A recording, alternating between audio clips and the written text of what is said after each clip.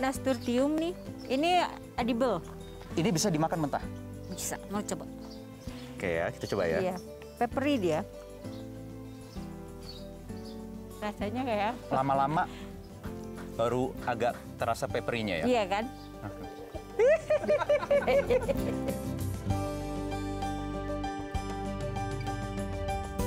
Udah pernah lihat telang belum? Iya. Jadi ini biasanya dipakai buat minuman, jadi pewarna Teh, alami atau juga. pewarna alami, ya. Terus bisa buat pewarna makanan juga. Nanti kita juga cobain ya, kalau belum pernah coba. Saya petik ya, Bu? Iya. Telang yang agak tinggi. Oke, sekarang kita petik lemon buat nanti bikin teh telang ya? Iya. Ya, satu cukup? Satu lagi? Satu cukup. Satu cukup ya?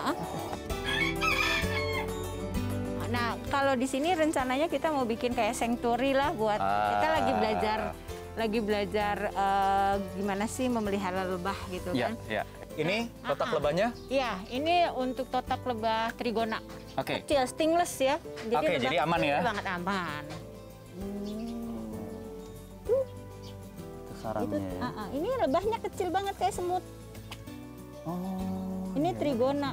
Kenapa harus piara lebah? Selain untuk diambil madunya pasti. Lebah itu kan membantu kita polinasi ya.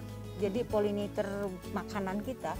Jadi 60-70% kita bisa makan itu karena bantuan para pollinator. Termasuk yang paling besar tuh lebah. Bahkan ada yang bilang bahwa kalau lebah punah gitu kan. Manusia hanya punya waktu 4 tahun untuk bertahan. Jadi sekarang ada gerakan kayak misalnya Morgan Freeman kayak gitu, dia bahkan menghibahkan lahannya untuk bee sanctuary. Saya sekali lagi mendapatkan manfaat esensi dari menjalani hidup slow living. Salah satunya ini. Iya. Kita berterima kasih ya pada pollinator gitu ya. Dengan lebah, karena kita tanpa kehadiran lebah, ketika mereka punah, kita juga akan segera punah. Iya.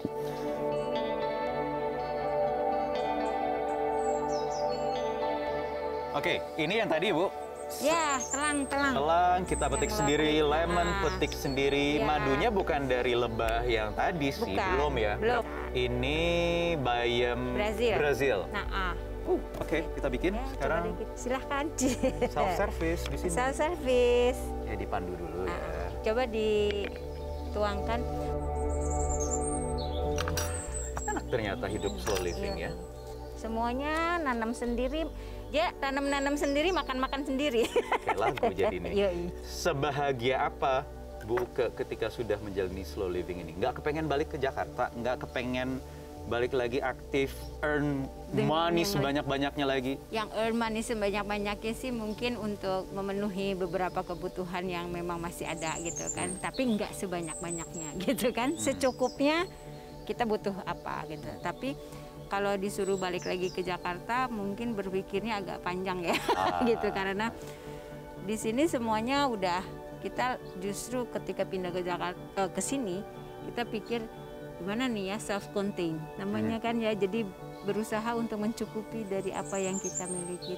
Nah, ngelihat ini berubah ya warnanya, jadi biru ya. Oke, nanti coba ya. Kita mau pakai lemon nggak? Harus. Kita coba, warnanya bisa berubah loh. Bukan sulap, bukan sihir ya. Oke. Jadi slow living itu menghargai bumi ya, dan isinya. Iya, dan isinya. Bumi dan isinya. Oke, kita nikmatin. Cobain deh. Tehnya.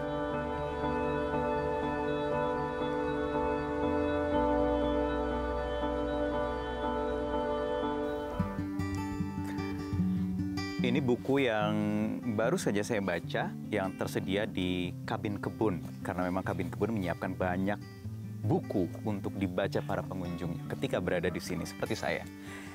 Bukunya menarik, 50 Facts That Should Change the World. Jadi berbagai macam alasan, fakta tentunya, berbasis fakta yang membuat dunia ini berubah. Baik dalam perspektif negatif maupun positif. Salah satunya adalah manusia kita yang tinggal di negara-negara industrialisasi itu mengonsumsi 14 sampai 15 pound. Itu kalau di-convert ke kilogram itu sekitar 6 sampai 7 kilogram makanan atau zat aditif setiap tahunnya. Fast food itu tidak baik buat kita. Itulah kemudian karena ada muncul gerakan slow food yang mengembalikan cara orang ketika memasak mungkin 50-70 tahun yang lalu, yang sekarang semakin digalakan untuk mengembalikan tradisi dan juga membuat manusia semakin sehat. Itulah kalau secara holistik yang terkemas dalam gaya hidup slow living seperti yang diterapkan di Kabin Kebun oleh Bu Uke ini dan juga keluarganya.